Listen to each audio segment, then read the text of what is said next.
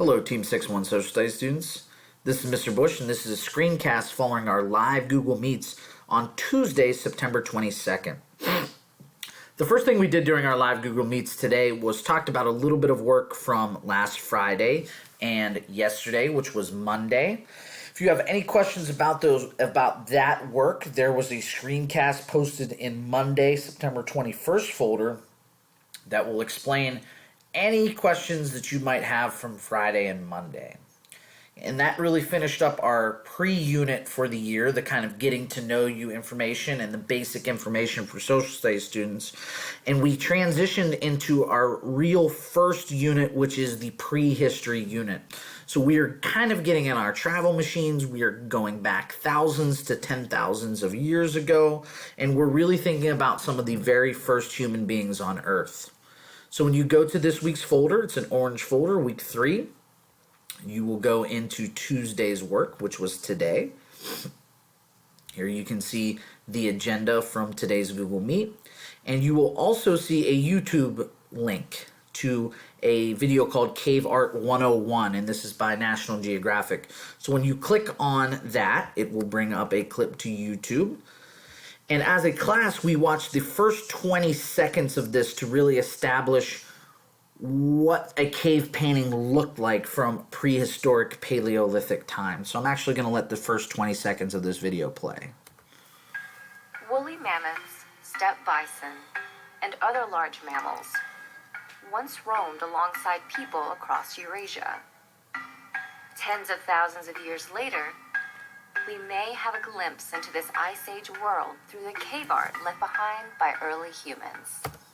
So you can see here that early humans wrote on their caves that they either lived in or were traveling by, basically as a way of communicating with one another. So they didn't know how to read and write. They didn't have cell phones. They couldn't call. They couldn't text. They couldn't tweet. They couldn't post on Instagram. What they did to communicate was made drawings on cave walls to show specific things. So what I told the students after our Google Meet was to go back and finish the rest of this video to kind of listen to why the people drew what they did and what really their purpose was. So after watching the video, I asked students to go into the cave painting discussion board. And there they will find a cave painting very similar to the one where I just paused the YouTube video. This is found in France during the Paleolithic era, thousands and thousands of years ago. And really the two questions that I wanted students to answer in the discussion board for their class was, how do you think ancient artists chose which subjects to paint? So basically, why did they paint what they painted? And question number 2 says, what does the image tell us about the people who painted it? So what do we know about the actual painters of the object based on what they drew? So students will answer those questions. I have students from every one of my 6 classes who began to post in their discussion boards. So you're more than welcome to kind of look and see what they've written so far and formulate an answer of your own and complete it, and it is worth 10 points. So the cave painting discussion board is worth 10 points. And that finished up Tuesday. We also kind of, in addition, previewed what Wednesday's work will look like. So going back to the week 3 folder, going into Wednesday, there was a little snippet from the textbook called How Did Hunters and Gatherers Live?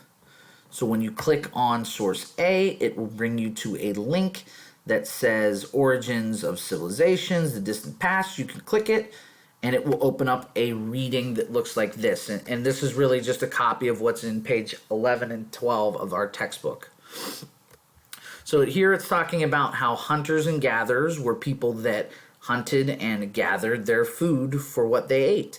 They couldn't go to Giant. They couldn't go to Walmart for their food. They couldn't go to Food Lion.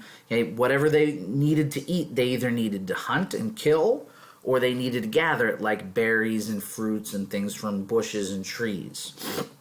It also talked about the first tools, how humans developed with the invention of fire, and what life was like for hunters and gatherers. So really it's just a quick little 1.5-page reading.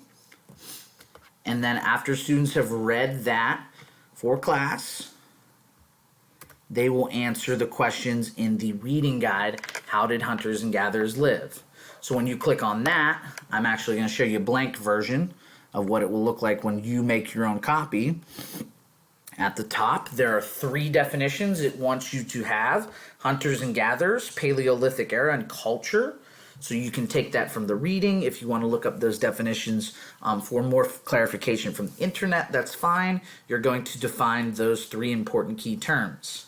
Then based off the reading, you are also going to answer these 4 questions that are main ideas from the reading from source A. So the answers will come from this text. And that kind of set us up for the next 2 days. So to finish today, which is Tuesday, and also Wednesday, we previewed that work. And then we finally discussed that Thursday will be a makeup day due to the early dismissal. So students should watch out for adjusted times to the schedule for Thursday only of when our Google Meets will be. And I plan to go through every student alphabetically in each class and let them know if they have any missing work and how to find that missing work if it is missing. So there will be nothing new on Thursday, just playing catch up with everybody and trying to get everybody on the same page. If you have any questions about the work over the next day or so, please feel free to reach out to me. I'll be happy to answer them. Talk to you soon. Bye.